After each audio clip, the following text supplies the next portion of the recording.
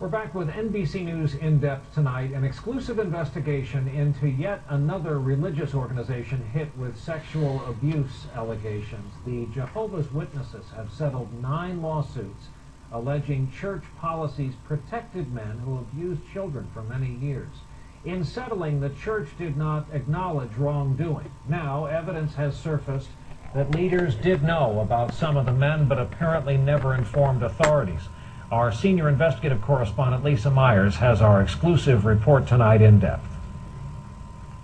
Frederick McLean is among the country's most wanted fugitives, accused of molesting children for almost a decade. His typical victims were young girls, I think starting around 5 or 6 years old.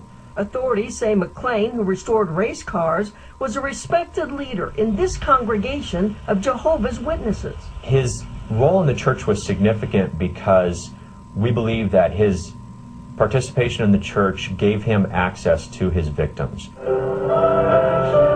The Jehovah's Witnesses recently agreed to pay to settle a lawsuit that alleged the church knew or should have known McLean was a pedophile. One of 9 similar cases church headquarters settled without admitting wrongdoing.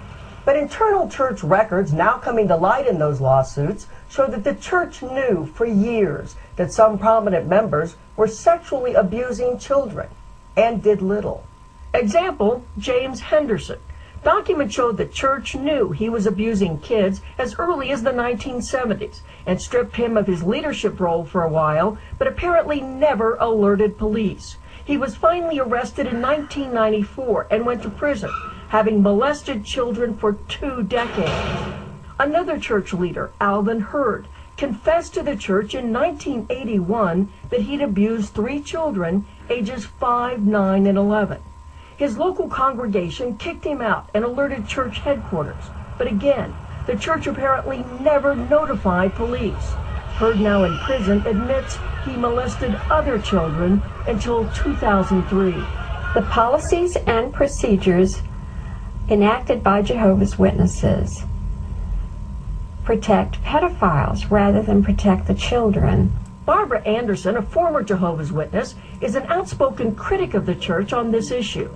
She says the church prefers to keep an abuser's confession confidential, treating abuse more as a sin than as a crime.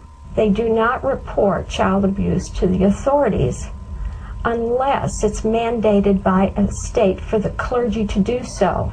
The church declined to speak on camera, but in a statement wrote that it does not condone or protect child molesters, that cases within the church are rare, that members have the right to report the crime to authorities, and that church elders comply with child abuse reporting laws. But not all states require clergy to report child sexual abuse. That means some abusers get caught only if victims finally come forward, like Frederick McLean's accusers, who now want this alleged molester taken off the streets. Lisa Myers, NBC News, Washington. We're back with NBC News and